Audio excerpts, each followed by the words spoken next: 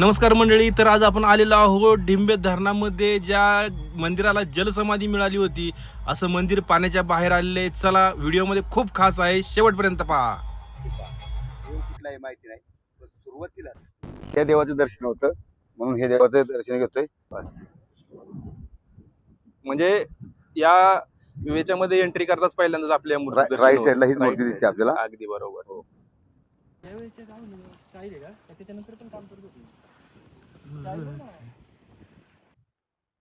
नमस्कार मंडळी. तर आज आम्ही तुम्हाला घेऊन आलेलो आहे एक अशा युनिक अशा ऐतिहासिक स्थळापाशी, म्हणजे आंबेगाव तालुक्यामध्ये जे डिंबा धरण आहे, त्या डिंबे धरणामध्ये साधारणतः जेव्हा 1978 साली डिंबा धरणाचं बांधकाम चालू झालं आणि आय थिंक मला वाटतं असं 2000 साली ते पूर्ण झालं.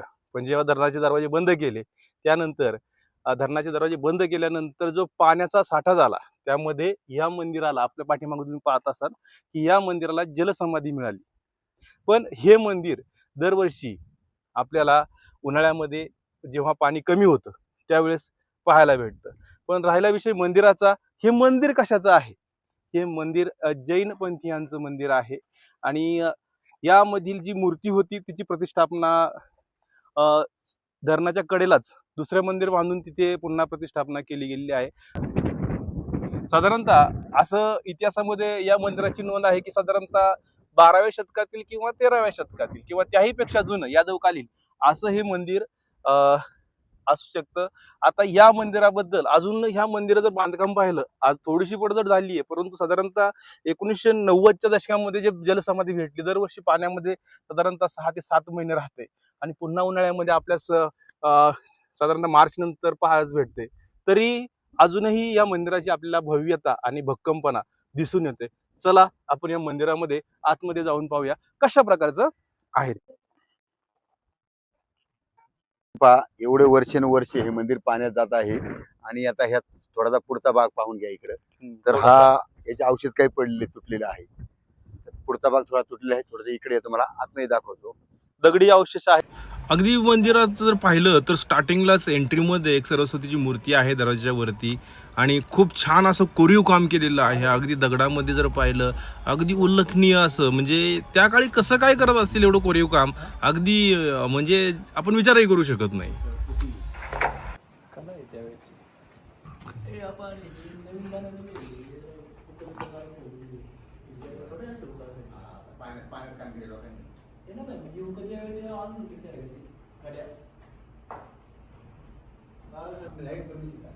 हा, एक तर काय तो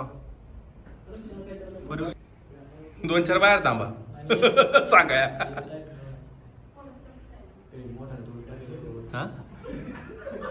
हा घेतलंय.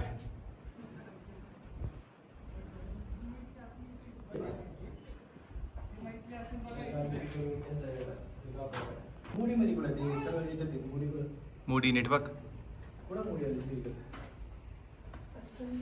ही गुजरात नंतर गेलेली ही आता फक्त हे स्ट्रक्चर आहे, हे जुने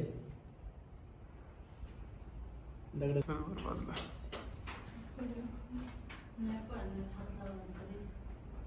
मजबूत आहे ते, वजन आहे त्याच्यावर. तुम्ही इथं राहा बाबा, इथलं तुम्ही इथलं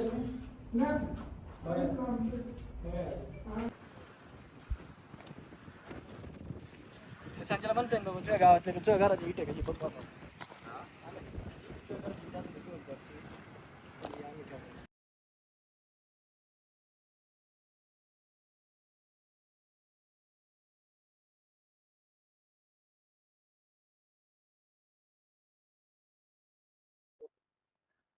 आणि हे पहा, जवळजवळ 40 ते 45 वर्ष झाले. हे तुम्हाला दिसतंय ना इकडे बघा, त्या विटा आहेत फक्त, बाकी काही राहिलं नाही. ही जुनी कौलारू घर बघा, आणि बाकी काय नाही. ही जुनी कौलाची घर होती पहिली, ही कौलं राहिली आहेत, हे विटा, बाकी काही शिल्लक राहिलं नाही. सगळे प्रशासकीय, मला वाटतं सगळं आपण म्हणायचं असेल प्रशासकीय, सगळे जे तालुक्याच्या ठिकाणी जे सगळी ऑफिस कार्यालय असतात ती सगळी इथे कार्यालय होती. बरोबर. आता ही सगळी कार्यालय आपली घोडेगावला गेलेली आहेत. हो, आंबेगाव तालुक्याच्या आणि आणि हे आमचं आंबेगाव हे तालुक्याचं गाव, आणि हे आमच्या वयाचे आम्ही आता 48 वर्षी बघतोय.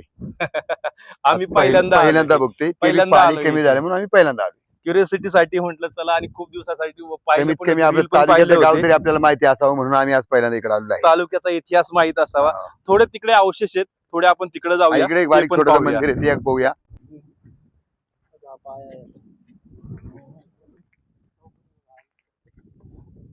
हे पहा मंडळी, इथे पण आपल्याला आहे ना झाडांचे बरेच, सॉरी, घरांचे खूप सारे अवशेष पण पाहायला भेटतात. आणि इथं जर पाहिलं तर थोडंसं बांधकाम पण आपल्याला दिसेल. पहा, प्रत्येक याच्यावरती एवढे ढिगाऱ्यांचे आहे ना, असे वाटतं की 2-2, 3-3 मजल्याची घरं असतील कदाचित, एवढे मोठाले ढिगारे आहेत. मंडळी, माझ्या पाठीमागे पाहत असाल तर डिंबा धरणाचा हा मृत आहे, आणि अथांग असा पसरलेला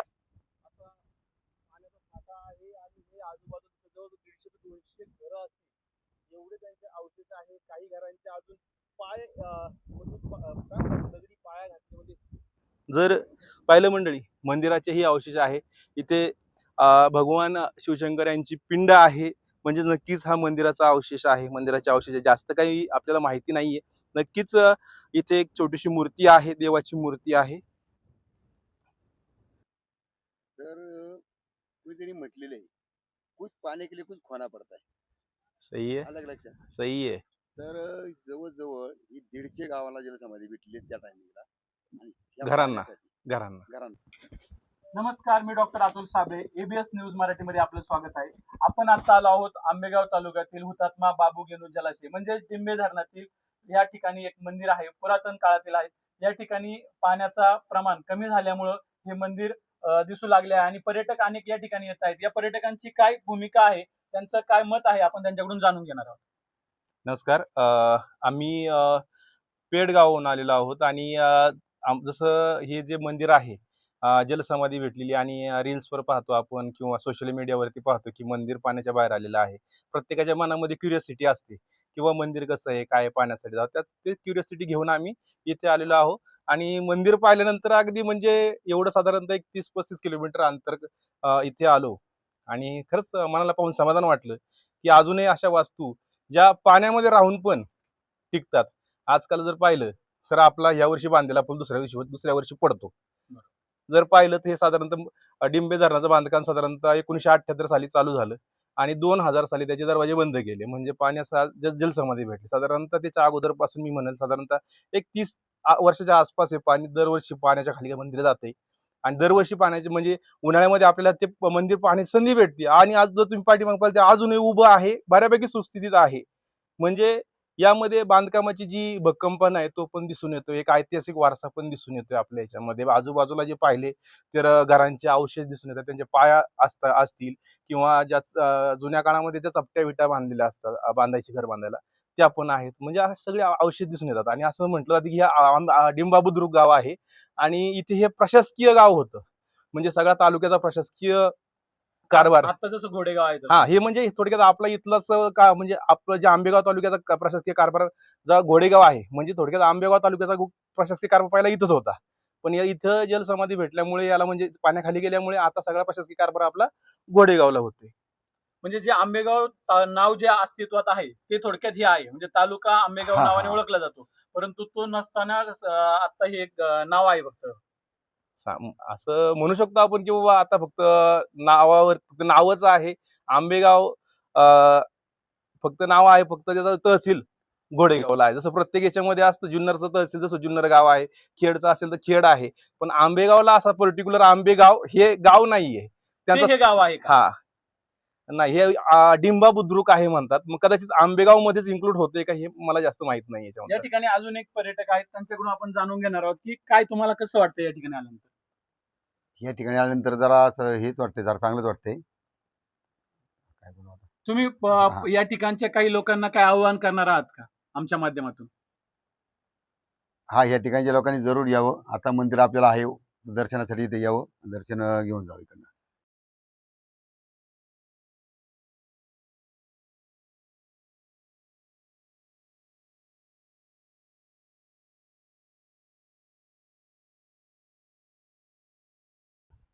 तर मंडळी, फायनली एबीएस न्यूजचे अतुल साबळे पण आले होते. त्यांनी आमची मुलाखत घेतली आणि आम्ही त्यांची मुलाखत घेतली. हा तर मंडळी, व्हिडिओला आत्ताच करतोय ते शेवट.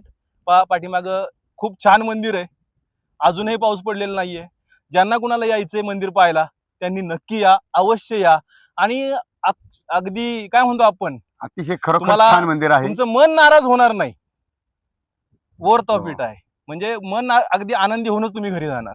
आमचं पण मंदिर बघण्यासाठी योगायोग मोहन शेठ काळे मुंबईवरून आले, म्हणून आम्हाला पण बघण्याचा योग आला. खास मुंबईवरनं आमचे आप्पा, आम्ही त्यांना लाडाने आप्पाच म्हणतो, ते मुंबईवरनं आले. म्हणले मुलांना आपल्याला जायचंय आता मंदिर पाहायला. मी ही रात्री युट्यूबला पाहत होतो बरी घरी बसल्या बसल्या, पण ते मलाही छान आवडलं. मला मोह आवरला नाही. मी रात्रोरात इकडे आलो आणि सकाळी परत डायरेक्ट मंदिरातच मुंबईवरून. चालतंय मंडळी, हा. व्हिडिओ आवडला असेल तर नक्की लाईक करा, शेअर करा आणि हो कमेंट करायला विसरू नका. धन्यवाद. भेटूया पुन्हा एकदा नवीन व्हिडिओ मध्ये नवीन विषय घेऊन. तोपर्यंत